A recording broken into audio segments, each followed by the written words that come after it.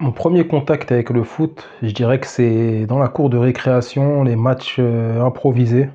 Ensuite, on investit petit stade de handball avec le bitume qu'on transforme en stade de foot. On commence rapidement tout ce qui est qualif, 60, triplette. C'est des souvenirs de fou. C'est des souvenirs de fou. Olivier Tom ensuite, sur la 5, on suit l'aventure de nos héros. Ça nous fait rêver, je pense.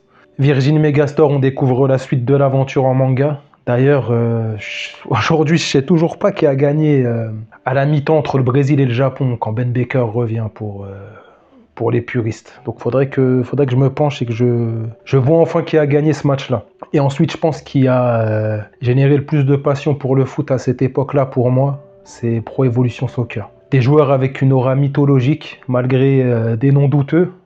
On économisait nos points dans la Ligue Master pour avoir le fameux Radolno. Je me souviens aussi Seedorf, je crois qu'il était à l'Inter Milan à ce moment-là. Il était vraiment, vraiment incroyable dans le jeu. Donc jusqu'ici, c'est pas un rapport de spectateur que j'ai avec le foot. Je suis pas de club, je suis pas d'équipe nationale. Je suis un peu l'équipe de France, on va dire, quand mon père regarde les matchs. Mais ça va changer à l'été 2002, où il y a un gros événement, c'est la Coupe du Monde Corée-Japon. Déjà, c'est une ambiance hyper particulière, parce que c'est des matchs, je me souviens le matin en allant à l'école, il y avait des matchs à 7h du matin. La finale, elle était à 15h, Brésil-Allemagne. Un film, cette compétition pour moi. Ronaldo qui revient d'une rupture des ligaments croisés, qui va faire une compétition mais de psychopathe en mettant 8 buts. Il sera ballon d'or quelques temps plus tard. Forcément, comme dans chaque bon film, il va y avoir un antagoniste, c'est Oliver Kahn. Une muraille, franchement, il avait une aura invincible quand je le voyais, jusqu'à la finale en tout cas. D'ailleurs, je crois qu'il finit deuxième ou troisième au Ballon d'Or, parce qu'il y a Roberto Carlos aussi dans le lot. Il y a aussi Ronaldinho qui explose à ce moment-là. Un bon second rôle, on va dire, dans notre film, qui commence déjà à nous faire rêver en 2002. Le dernier élément qui me marque, en 2002, je pense que c'est la Squadra Azzurra. Ça va jouer pour la suite. En fait, ils ont une aura incroyable. Les maillots Kappa de l'époque, un peu moulants. Les cheveux longs, Francesco Totti, Alessandro Nesta, Maldini, j'ai envie de leur ressembler. En fait, je me souviens, je me laisse pousser les cheveux à ce moment-là. Je mets un serre-tête. Mon icône, c'est Nesta. C'est vraiment, je suis fan du joueur. Ce qui fait que je vais suivre le football de club pour la première fois la saison suivante, la 2002-2003. Et forcément, j'ai été pris d'amour pour la Squadra Azzurra malgré leur parcours un peu flop. Et je vais suivre le Milan AC avec vraiment un 11 incroyable à cette époque-là. Je peux le refaire, il y a Nelson Dida au cage. Un peu douteux parfois, mais hyper bon sur sa ligne, des réflexes de zinzin. Une défense Nesta, Maldini, Kaladze, que des tauliers. Le milieu de terrain, c'est peut-être ce qui était le plus impressionnant dans cette équipe-là. Il y avait Pirlo, Gattuso, Seedorf et Rui Costa, avant l'arrivée de Kaka. Et le duo d'attaque Inzaghi, Shevchenko. Vraiment une équipe incroyable qui prendra la Ligue des Champions d'ailleurs cette année-là. Comme quoi j'avais bien choisi l'équipe. Et mon premier maillot de foot, un maillot douteux qu'on m'avait ramené de Clignancourt. Je crois que c'était un falche, maintenant avec le recul. Flocage douteux aussi, flocage de Décathlon basique, le flocage blanc. Mais premier maillot Inzaghi 2002-2003, c'est une grosse valeur sentimentale. Je ne l'ai plus malheureusement, mais je me suis repris un Inzaghi quand même. Et donc voilà, je me prends d'amour pour le foot de club. Et il y a un événement qui va se produire à l'été 2003, hyper important pour moi. Donc je me souviens, c'est une soirée chaude d'été. Je me balade un peu, je suis à la maison, je sais pas quoi faire. Je me cale devant la télé, Canal Satellite à l'époque. Et je mets Eurosport. Je tombe sur un match de pré-saison. Manchester United, un bon club, très bon club à l'époque, qui venait de vendre David Beckham au Real Madrid, qui était un petit peu en reconstruction suite à ce départ d'un joueur quand même iconique pour eux, confronté donc au Sporting Lisbonne. J'avais pas le contexte du match à l'époque, j'apprendrai plus tard que c'était pour célébrer l'ouverture du nouveau stade du Sporting Lisbonne. Mais là je découvre un joueur, un numéro 28, maillot doré. Je me souviens, ils avaient mis un maillot différent chaque mi-temps, une coupe avec des mèches blondes déjà. Et il fait souffrir Manchester. Je me rappelle, il fait souffrir Michael Sylvestre, John O'Shea, Wesley Brown. Il mitraille Fabien Barthez qui était encore à Manchester à ce moment-là. Et donc ce soir-là, je fais la connaissance de Cristiano Ronaldo. Donc ce soir-là, sans le savoir, c'est le début d'une aventure qui dure encore aujourd'hui et qui prendra peut-être fin cette saison, avec la dernière danse de Cristiano Ronaldo.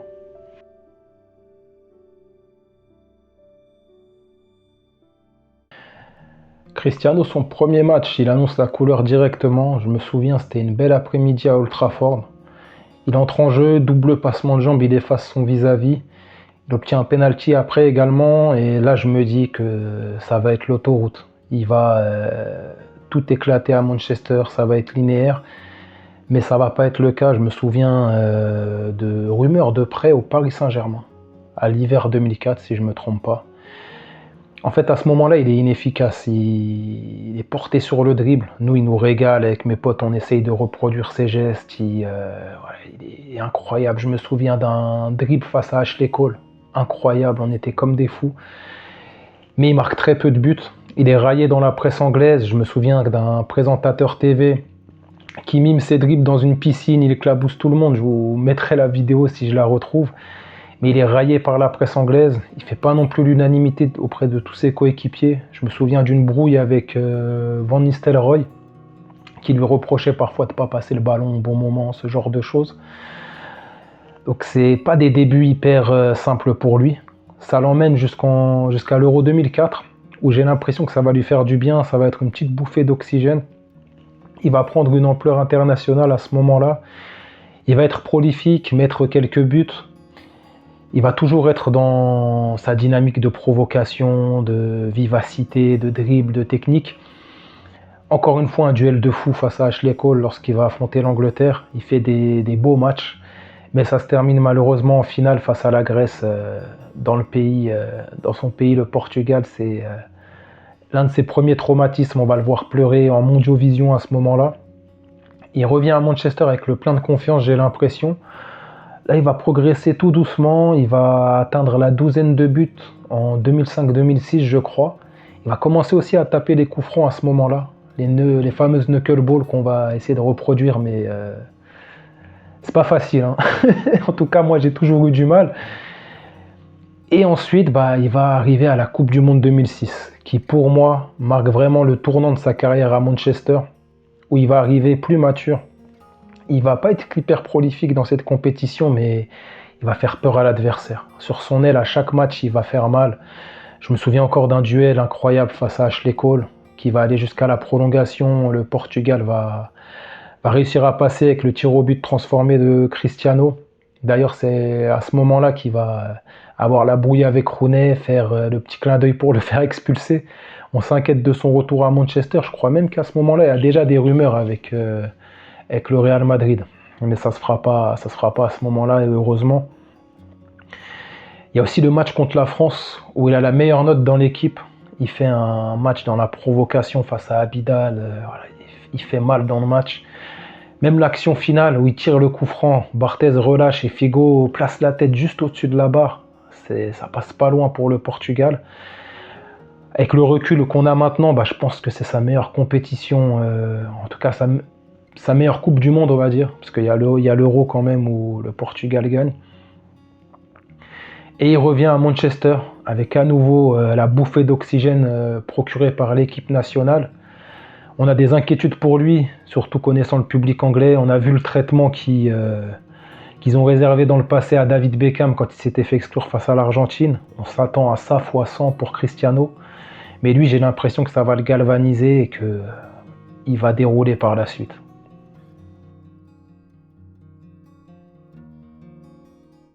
Donc 2006-2007, c'est la conquête de l'Angleterre. Cristiano, il va marquer 23 buts toutes compétitions confondues, son plus gros total jusqu'ici. Il va finir meilleur joueur de Première Ligue, gagner son premier championnat d'Angleterre. Donc il a fini le jeu en Angleterre et en Europe, il va enfin débloquer son compteur. Il va aller loin en LDC, il va aller en demi-finale dans une confrontation qui m'a brisé le cœur face au Milan AC, mon premier amour footballistique. Et il va s'incliner face à Kaka qui gagnera le Ballon d'Or cette année-là. Malgré tout, le gap entre la saison 2005-2006 et la 2006-2007, il est incroyable. En fait, on a Cristiano qui est devenu le meilleur joueur d'Angleterre. Avec le recul maintenant, c'est incroyable. La mi-saison, il y a un intervenant extraordinaire dans la carrière de Cristiano Ronaldo, en tout cas c'est comme ça qu'il est vendu, René Meulensteen. L'anecdote elle est incroyable. En fait, c'est un membre du staff de Sir Alex, va demander à Cristiano quel défi tu te fixes pour la saison 2007-2008. Combien de buts tu veux mettre? Cristiano va lui répondre 30 buts. C'est plutôt honorable, ça améliore déjà son total de 23 buts qui était incroyable pour cette saison-là. Et Meulensteen, il va lui dire pourquoi pas 40. Et ensuite, ils vont mener un travail collaboratif ensemble. Ils vont reprogrammer CR7 en fait. Ils vont lui montrer il va lui montrer des vidéos de 9 illustres de Manchester, des Ruud van Nistelrooy, Dwight York, Ole Gunnar Solskjaer, Teddy Sheringham, des super joueurs mais qui ne mettaient pas forcément que des beaux buts. Et c'est cette idée-là qui va germer dans l'esprit de Cristiano Ronaldo. Un but, c'est un but. Un but moche, un but simple compte autant qu'une frappe en pleine lucarne. Et ça, il va l'appliquer durant la prochaine saison, la saison 2007-2008.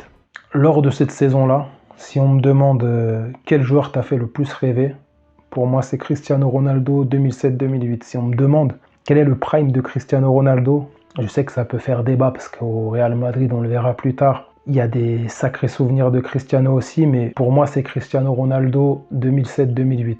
En fait, cette année-là, ce que je trouve incroyable, c'est qu'il garde les choses, moi, qui m'ont émerveillé dès le départ. Le culot, les dribbles, la technique, la vitesse, tout ça est là. Mais tout ce qu'on lui reprochait dans le passé, tout est gommé en fait. Je ne sais pas si c'est l'effet Meulensteen, mais cette année-là, il est hyper efficace. Je me souviens encore, j'allais au foot, je rentrais quand je ne pouvais pas regarder les matchs, j'allumais LiveScore, je consultais l'application et je voyais Cristiano. À chaque week-end, il marquait un but, 2 buts. Il marque son premier triplé contre Newcastle cette année-là. Et ce qui est incroyable, c'est la palette en fait. Il y a des coups francs, il y a des frappes du gauche, il y a des buts de soliste, il y a des buts simples. Donc là, il va mettre beaucoup de buts simples. Je pense que c'est ce qui change par rapport au passé. Et il marque à quasi tous les matchs. Même en Ligue des Champions, là, il y a Ligue des Champions, Première Ligue, c'est la même chose. Il marquera son premier but en finale de LDC face à Chelsea. Et il ira au bout. Donc il avait conquis l'Angleterre la saison précédente. Il va continuer son règne en Angleterre, mais en plus de ça, il va y ajouter l'Europe. Ce qui est intéressant cette année-là aussi, c'est qu'il va affronter pour la première fois Messi. C'est pas un des deux qui va sortir du lot, c'est Paul Scholes qui va mettre une praline en lucarne. Mais donc Cristiano, il va décrocher son premier ballon d'or lors de cette année-là. Et en fait, c'est incroyable le chemin parcouru quand je me refais le film. Eurosport, le match amical, un gamin qui est à l'aube de sa carrière et là c'est le meilleur joueur du monde. Pour finir sur cette année-là, ce qui est hyper marquant aussi, c'est l'aura du joueur. En tout cas, moi personnellement, je me souviens les Mercurial Vapor, purée, l'oseille que j'ai mis dans ces chaussures-là, tous les modèles qui sortaient, j'avais envie de les acheter. Le maillot manche longue AIG avec la petite bande, le flocage, incroyable ce maillot-là, iconique. La coupe, le mulet avec le dégradé, bon, je sais pas si ça passerait maintenant, mais en tout cas à l'époque, voilà, j'étais matrixé, on était plein à être matrixé, la coupe de cheveux, les Mercurial Vapor, reproduire ces gestes en boucle. Je me souviens dans mon garage avec mon ami Riles à qui je passe la dédicace. Ah, voilà, c'était incroyable pour moi cette année-là, c'est vraiment le footballeur ultime comme je le conçois, complet. Beau à voir jouer quand j'entends que certains disent que Ronaldo n'est pas un dribbleur ou qu'il n'est pas esthétique, c'est qu'un finisseur. Moi, j'ai vécu cette saison-là en live et voilà, je ne suis pas d'accord avec cet avis-là en tout cas. Pour finir sur le chapitre Manchester United, on va avoir sa dernière saison, la 2008-2009.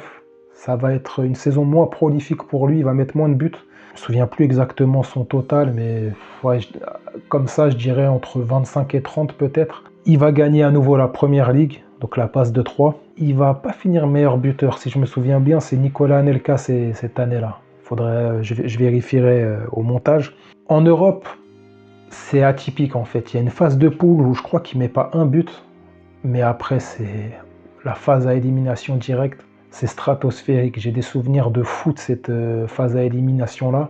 Première confrontation, c'est contre l'Inter Milan de José Mourinho. Zlatan Ibrahimovic, Adriano qui revient, ils sont champions d'Italie, donc une grosse confrontation. Cristiano qui met une tête, glissade sur les genoux, honnêtement fantastique déjà. Double confrontation contre le FC Porto. Vu comme ça, aujourd'hui, ça paraît double confrontation aisée, mais c'était pas facile pour Manchester. Et là, il y a sa frappe. Franchement, je sais même pas de combien de mètres, mais le ressenti en live, c'est un but exceptionnel. Honnêtement, je me souviens, je vois le but, j'envoie des messages à tous mes potes. Incroyable. Et bien sûr, son coup franc contre Arsenal. Ouah, honnêtement, c'est parmi cette saison-là, paradoxalement, c'est pas sa meilleure. La 2007-2008 est beaucoup plus aboutie. Mais en termes de souvenirs, il y a parmi mes meilleurs souvenirs en termes de buts, ouais, toutes ces choses-là. Il va arriver en finale de Ligue des Champions face à Messi, donc son nouveau némésis. Et cette fois-ci, c'est Messi qui va tirer son épingle du jeu. Il va mettre un but incroyable de la tête. Il va gagner cette finale-là. Et pour moi, ça marque vraiment le début de la confrontation entre les deux. Ça marque aussi la fin du chapitre Cristiano Ronaldo à Manchester, qui ira donc vers le Real Madrid pour entrer en plein dans la confrontation avec Lionel Messi. Quand je repense à Cristiano Ronaldo aujourd'hui, c'est cette période-là à Manchester United qui me rend le plus nostalgique. Ce gamin qui faisait beaucoup trop de dribbles, qui se faisait railler dans la presse anglaise, qui progressivement est devenu le meilleur joueur du monde, avec au Ballon d'Or en 2008, c'est pas seulement le fait qu'il soit le meilleur joueur du monde. Pour moi, c'est l'aboutissement de tout ce que j'ai suivi depuis ce soir de 2003. Le joueur que j'ai découvert sur Eurosport, qui était devenu le meilleur joueur du monde. Le chapitre à Manchester United se termine ici, mais le reste de sa carrière va être complètement zinzin. Cristiano s'envole pour Madrid à l'été 2009. C'est un passage dans un club qui va le faire encore une fois changer de dimension. Il quittait Manchester en étant une légende de Première Ligue, une légende de Manchester, un joueur hors norme, mais là il va passer encore un cap. Il arrive dans un Real Madrid en reconstruction.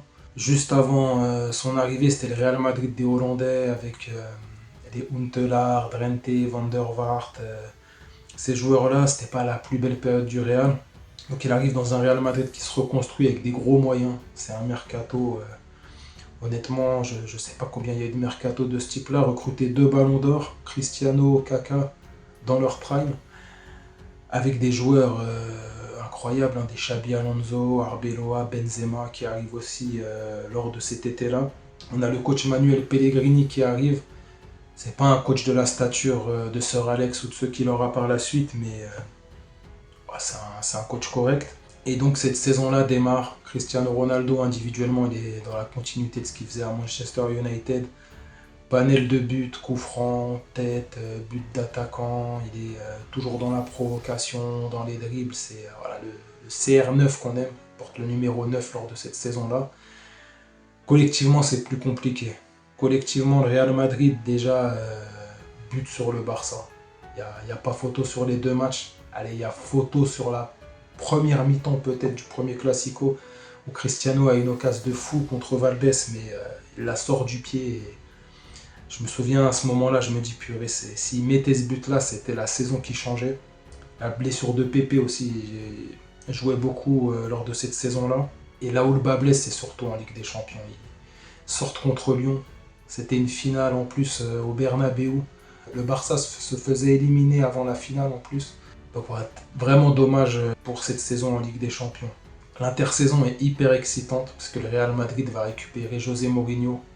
Là, ça commence à devenir un film, honnêtement. Je me dis, on a Messi contre Cristiano, on a José Mourinho contre Pep Guardiola, des styles opposés, des antécédents. Voilà, on sait que Mourinho est passé par le Barça dans le passé. C'est une rivalité complexe. Et le Barça face au Real. Donc voilà, on a tous les ingrédients pour que ce soit fantastique. On a un gros mercato encore une fois, on a des apports qui sont colossaux, en tout cas qui seront colossaux à l'avenir. On a Di Maria qui arrive, on a Ozil, une complémentarité avec Cristiano qui était incroyable. Ozil, un joueur hors norme, vraiment un joueur comme on en voit peu. Et on avait des joueurs aussi comme Khedira qui arrivait aussi pour apporter ce volume physique, cet impact-là. La saison commence bien, le Real Madrid enchaîne les victoires, tout se passe bien, le collectif est en train de se créer. Mais là, on a l'un des premiers traumatismes, en tout cas moi je l'ai vécu comme un traumatisme, c'est la Manita. Donc un 5-0, un 5-0 monumental. Je me souviens de la sensation de honte, de dégoût. Je n'étais pas joueur, mais je l'ai ressenti comme tel. Se remettre de ce match-là, même dans les matchs suivants, c'était compliqué. Petit à petit, le Real Madrid relève la tête. Il avance en Ligue des Champions, il avance en championnat. Contre le Barça, c'est toujours autant compliqué, mais on sent qu'il y a quelque chose qui commence à prendre. Beaucoup dans l'impact physique, dans la saleté, hein, on va être honnête. Hein, les Ramos, Pepe, Kedira, cette période-là, ils envoyaient du bois. Mais en fin de saison, on a une touche d'espoir. Le Real Madrid remporte la Coupe du Roi en finale face au Barça, avec une tête magistrale de Cristiano, un match sous tension. Et on se dit peut-être que c'est le début de quelque chose. Et effectivement, la saison d'après, c'est le summum sous José Mourinho. Je parlais tout à l'heure de la version de Cristiano qui m'a le plus marqué, celle de la deuxième saison de Mourinho. Je pense que c'est la deuxième version qui m'a fait le plus rêver. Hein. On a Cristiano qui est toujours autant dans le dribble, dans la provocation, dans le beau geste. Il a un panel de buts toujours aussi varié, il est présent dans tous les gros matchs. Là contre le Barça, on a la célébration iconique, le Calma. Il remporte le titre face au Barça au Camp Nou, c'est incroyable. On se dit ça y est, ils ont réussi à regarder le Barça dans les yeux. En Ligue des Champions, tout se passe bien. Le Bayern, le match aller, il y a une erreur de Fabio Contrao qui complexifie un peu la tâche pour le match retour, mais il démarre bien, doublé de Cristiano, on se dit purée, ça y est, ils vont aller au bout, ils vont faire la saison référence, mais le Bayern revient et les tirs au but sont catastrophiques. Les tirs au but sont catastrophiques, je crois que Ramos envoie le sien en tribune. Kaka Cristiano le loupe aussi, c'est une des soirées qui m'a laissé le plus d'amertume. À cette époque-là, c'est aussi l'époque des compiles YouTube. Purée, c'était incroyable. Après chaque match, j'attendais les vidéos de Real Madrid CR9, de Risto, de Mehmet. Je les regardais avant d'aller au foot. J'essayais de reproduire les gestes. Je faisais même mes propres compilations que je mettais sur YouTube il y a, il y a quasiment 2012-2009. Le temps passe vraiment vite. Mais en tout cas, voilà, cette saison, elle est incroyable. La suivante sera pas du même acabit. Hein. On a voilà, la fin sous José Mourinho, tout explose. Hein. Le Real Madrid est encore compétitif, mais en LDC, ça se fait dérouiller par Dortmund, Lewandowski. En championnat, le Barça va tout droit. Je crois que c'est le Barça, ouais. Et en Coupe du Roi, la finale contre Atlético Madrid tourne au cauchemar. On a Cristiano Ronaldo qui se fait expulser et donc c'est une saison blanche pour le Real. La fin sous José Mourinho avec, je me souviens, plein de polémiques. Hein, Cristiano qui lui parlait plus, il y avait des rumeurs dans la presse, des embrouilles avec Casillas. C'était une fin en eau de boudin. C'est triste, surtout au vu de la saison qu'on avait eue juste avant. Mais c'est une intersaison où malgré tout, on va rester excité parce qu'on va avoir l'arrivée de Carlo Ancelotti, le renouvellement de l'effectif. Je crois que c'est à ce moment-là que Gareth Bale arrive. Donc on est toujours excité. En tout cas, moi, je le suis.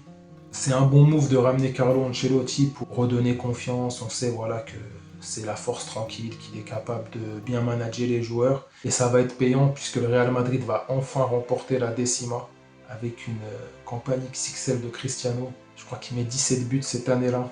Le point noir, si on le cherche, c'est la finale. Il joue blessé, il n'est pas hyper performant. Mais voilà, la décima est là, ils l'ont enfin fait. Sous Carlo Ancelotti, voilà, le Real Madrid va être impressionnant. On a des joueurs comme Isco aussi qui vont sortir du lot. Ça va se finir progressivement et on va avoir l'arrivée de Rafa Benitez. Lui, son passage au Real, la seule chose qui me reste en tête, c'est quand il avait donné une vidéo à Cristiano sur comment se déplacer, comment gérer son rôle de joueur offensif. C'était lunaire. Et au final, il n'est pas resté bien longtemps. Et en cours de saison, on a Zinedine Zidane qui était adjoint sous Carlo Ancelotti qui arrive. L'un de ses premiers matchs, peut-être le premier, c'est contre l'AS Rome en LDC. On a un but magistral de Cristiano qui fait son dribble fétiche derrière la jambe d'appui, frappe en lucarne opposée. Voilà, on se dit que ça démarre bien. Et on se trompe pas, hein, le Real Madrid, cette période-là, c'est indescriptible. Hein, c'est la BBC, le tripit en LDC, des images iconiques, le retourné face à la Juventus, les performances de Cristiano face au Bayern Munich, à l'Atlético Madrid, c'est une période incroyable. Les mèches blondes, J'ai pas tenté l'expérience capillaire, j'avais tenté plus jeune, j'avais fini rouquin, donc là je suis resté tranquille, mais ouais, c'est une période iconique. Petit à petit, on a aussi le changement de profil de Cristiano, qui dans le passé driblait, était fantasque, tout ce qu'on aimait. Là, il commence petit à petit à vraiment se recentrer sur un rôle de tueur, de neuf. C'est une machine face au but, moins fantasque, moins de percées comme on le voyait faire dans le passé. Monsieur Ligue des Champions, là il envoie des campagnes à 15 buts minimum, il devient meilleur buteur de la Ligue des Champions. Ouais, c'est le Cristiano qui terrorise l'Europe. Sa confrontation avec Messi, elle est passionnante. Durant toute sa période au Real, on a à un moment donné Messi qui mène 4-1 en termes de ballon d'or. Alors là, on se dit, c'est cuit, hein, ça y est, il lui a mis une tempête, il ne reviendra jamais Cristiano. Mais Cristiano, c'est ça qu'on aime aussi chez lui, c'est sa persévérance, le fait qu'il lâche jamais, avec les avantages et les inconvénients qu'on verra après, mais en tout cas là, ça lui a permis de revenir à 5 ballons d'or à 5 en 2017. Je me souviens les débats de fous après les foot avec Lagda, Ariles, c'était incroyable. On préparait nos argumentaires comme des avocats. Ouais, c'était une période incroyable et j'aurais tendance à dire que c'est un âge d'or du foot. Sur le moment, on vivait l'instant, on n'avait pas forcément le recul qu'on a maintenant, mais c'est un âge d'or du foot. Moi, j'estime que j'en ai vu deux. En tout cas, en partie, j'ai vu la fin de la génération Ronaldo, Zidane, le summum en équipe nationale avec la Coupe du Monde 2006 par exemple, ou des compétitions comme l'Euro 2000. Mais l'ère Cristiano Messi, c'est vraiment exceptionnel. En termes de pousser plus loin le curseur, en termes de but, de ballon d'or, même de changement de style. Hein. On avait des ailiers avant, des milieux latéraux qui fonçaient, centraient pour le neuf. Là, ils ont complètement réinventé ce rôle-là, Messi et Cristiano. Donc voilà, j'ai beaucoup de nostalgie pour cette époque, même si Messi et Cristiano jouent encore actuellement. Un petit point rapide aussi sur sa période en équipe nationale quand il était au Real. La Coupe du Monde 2014, on ne va pas s'attarder dessus, et il n'est pas performant, il arrive blessé, et le Portugal n'est pas performant au global. L'Euro 2016, son apothéose avec la sélection. Ils vont gagner cet Euro-là. Cristiano, ce ne sera pas le joueur de la compétition, il aura ses petites fulgurances, et lui qui sort un doublé avec Sam Adjer contre la Hongrie pour sortir des poules. Je crois qu'il met un but contre, je me souviens plus si c'est le Pays de Galles ou la République tchèque, mais il met un but, voilà, il est décisif tout au long du parcours, mais en finale par exemple il se blesse tôt. On commence à penser que voilà, il a une petite malédiction vis-à-vis des finales, notre ami Cristiano. Mais donc il remporte cet Euro, la première compétition du Portugal, hyper symbolique. Voilà, je me souviens des discours dans le vestiaire hyper émouvant où il dit que voilà, ce trophée il vaut plus que tous les trophées qu'il a eu jusqu'ici. Et ensuite on a la Coupe du Monde 2018. On va se rappeler principalement de son sort par la petite porte contre l'Uruguay avec des Cavani Suarez qui étaient en feu. Donc ce passage au Real Madrid, il est arrivé de Manchester avec une aura de superstar, hein, déjà, c'était une star de Manchester United, une légende de Première League, un joueur hors norme au niveau européen. Mais là, au Real Madrid, il a poussé les curseurs au maximum, ça devient le joueur du Real Madrid, peut-être avec Di Stefano.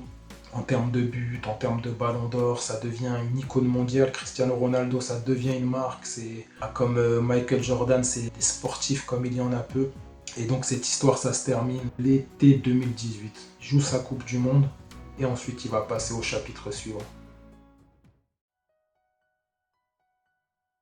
Il va explorer son dernier grand championnat, la Serie A, en signant à la Juventus. Là-bas, il va devenir rapidement le roi en Italie, il va performer sur la scène nationale, il va rester dans ses standards, marquer, faire la différence, remporter la Serie A avec la Juventus. Mais c'est une Juventus qui gagnait déjà avant lui sur la scène nationale. Là où on l'attendait, c'était surtout en Ligue des Champions. Et malheureusement, il ne retrouvera pas les standards qu'il avait au Real Madrid. Il y a quelques performances quand même notables. Hein. On peut parler de la remontada face à l'Atlético Madrid avec l'anecdote de Rio Ferdinand qui l'a au téléphone après un match aller complètement raté, qui perdent, je crois, 2-0. Et lui assure qu'il va faire la remontée, qu'il va faire la diff. il met un triplé. C'est du Cristiano dans le texte, c'est incroyable. Il y a des buts mémorables, hein, déjà en Serie A, il y a des bijoux, ça a volé première intention contre Manchester United en phase de poule, mais il retrouvera jamais les hautes sphères de la Ligue des Champions.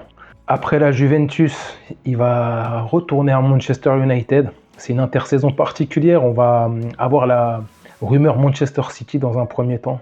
Je suis mitigé à ce moment-là parce que sur le papier, voir Cristiano sous Pep avec un collectif qui tourne, lui pour finir les actions et faire ce qu'il fait de mieux, pouvoir figurer en Ligue des Champions, à nouveau être performant, c'est alléchant, mais c'est trahir ses débuts, trahir le Cristiano qui m'a fait aimer le football. Et au final, ce qui est beau, c'est qu'il va faire le choix du cœur. En tout cas, j'imagine qu'il a fait le choix du cœur et il va signer à Manchester United, le retour. Alors, c'est pas le même Manchester United qu'il a quitté. C'est un Manchester United qui n'a plus les mêmes aspirations sur la scène européenne, sur même la scène nationale. Les débuts ils vont être idylliques, hein. Je me souviens son retour à Old Trafford. Il marque, il met un doublé de tout Old Trafford. Ah, honnêtement, j'avais l'impression d'avoir à nouveau 10-15 ans. C'était magique, les débuts sont idylliques. Il score en LDC des buts cruciaux en phase de poule, il va marquer en championnat, il y a un triplé contre Tottenham où il en fait voir de toutes les couleurs à Hugo Lloris. Sa première saison, elle est bonne, hein. Ils vont sortir en Ligue des Champions parce que c'est plus le Manchester qu'on a connu collectivement, c'est plus aussi impressionnant. Mais ensuite, ça va tourner au vinaigre avec l'arrivée de Ten Hag. Cristiano, il va rapidement passer dans un rôle secondaire qu'il ne va pas du tout accepter. Il va y avoir des déclarations. Avec le recul, je pense qu'il y a des torts des deux côtés, de la part de Manchester United, de la part de Ten Hag également, de la part de Cristiano aussi sûrement, mais son interview avec Piers Morgan marque le début, je trouve, d'une communication parfois douteuse, hein, parfois lunaire, des déclarations sur Manchester United qui sont difficiles à encaisser pour les supporters. Il critique le coach en place publique, donc voilà, c'est le début, je trouve, de pas mal de déclarations qui vont un peu écorner l'image que je me fais de Cristiano, on va dire. Par la suite, il va signer en Arabie Saoudite, à Al Nasser. Ça va devenir l'icône de ce projet-là, il va attirer nombre de joueurs, ça va être la locomotive pour ce pays. C'est d'ailleurs assez ironique parce que je me souviens d'une de ses déclats concernant Xavi. Je crois que Xavi jouait en Arabie Saoudite en fin de carrière, il avait dit que lui, il mettrait jamais un pied là-bas, en gros Cristiano, et il n'y a que les cons qui changent pas d'avis, on va dire. En tout cas, il est en Arabie Saoudite. Il va jouer donc à un niveau moindre. Il va continuer à scorer des beaux buts. Après, j'ai essayé de regarder ces matchs, hein, mais le rythme, je trouve, c'est compliqué. C'est compliqué. Je suis de loin, je regarde ses buts, je suis toujours content quand il score. Il a son objectif des 1000 buts, on va dire c'est le dernier défi de sa carrière. Et ensuite, il faut parler de cette période-là en équipe nationale. Alors, il y a des belles choses. Il y a 2 Ligues des Nations qu'il va remporter avec sa sélection. L'une où j'ai des très beaux souvenirs avec notamment un match contre la Suisse où il met de superbes buts, double passement de jambes, il va à droite, il place la frappe, c'est magnifique, hein, c'est le Cristiano qu'on aime. Même celle qu'il remporte quand il est vieillissant, il arrive à scorer contre l'Espagne, il trouve le moyen d'être décisif, c'est beau, c'est beau. Mais ensuite rapidement on va passer sur son déclin. Son déclin, il va pour moi commencer réellement à la Coupe du Monde 2022 où il va petit à petit être relégué sur le banc, ce qui va très mal accepter. Les larmes après l'élimination contre le Maroc, il pèse pas dans cette compétition. On a l'Euro ensuite où pareil, on va le voir Cristiano que j'ai pas connu comme ça, tendu, il rate un penalty, il est limite en pleurs, ça fait mal de le voir comme ça. Quand on l'a connu pour moi, c'était un peu un super-héros, Cristiano, qui avait un mental d'acier, qui faiblissait jamais. Et ensuite, ça nous amène forcément à la Coupe du Monde 2026, où là, c'est extrêmement compliqué. En fait, il va réussir à figurer, à scorer dans des matchs de D2 de Coupe du Monde, quoi, contre l'Ouzbékistan. Mais dès que c'est une équipe nationale assez structurée, d'un niveau supérieur, là, c'est dur pour lui d'exister. Même mettre une remise, essayer de faire jouer les coéquipiers, c'est compliqué. Et ce qui est dommage, c'est que j'ai l'impression en fait que sa force, le fait de jamais abandonner, ce qui lui a permis de remonter le déficit de Ballon d'Or face à Messi, ah là pour lui c'est un désavantage en fait, parce qu'il veut pas abandonner, il veut rester performant, il n'accepte pas son déclin physique notamment, mais ça écorne son image je trouve. Il n'a pas réussi à trouver un rôle de mentor en équipe nationale, à rentrer peut-être dans une rotation pour aider différemment l'équipe. Et ça rend la fin en équipe nationale compliquée. Il y a pas mal de débats d'ailleurs. Il y a, je sais pas ce qui est faux, ce qui est vrai, mais des querelles avec Bruno Fernandes, João Neves, qui sont en tout cas mis en avant par la presse. Il y avait une déclat de João Neves d'ailleurs qui disait que c'était un joueur comme un autre, mais voilà, difficile pour lui d'accepter son déclassement, d'accepter que c'est plus lui le centre de l'attention, que peut plus faire les différences qu'il faisait avant. Je crois que moi aussi j'ai du mal à accepter le déclin de Cristiano. J'ai encore ce regard d'enfant quand je regarde ses matchs. L'enfant qu'il a découvert sur Eurosport, qui imitait ses gestes dans le garage, qui voyait Cristiano Ronaldo comme un super-héros.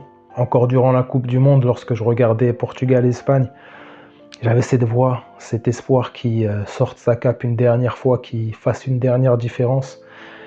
Et c'est peut-être ça le plus dur, c'est accepter que ce Cristiano Ronaldo n'est plus. Lui commence à l'accepter, j'ai l'impression. Il a déclaré récemment que c'était sûrement sa dernière saison. Il voulait laisser un héritage spectaculaire. Il lui reste le défi des 1000 buts, peut-être une dernière danse. J'ai regardé Cristiano Ronaldo devenir une légende et je dois maintenant le regarder devenir un souvenir.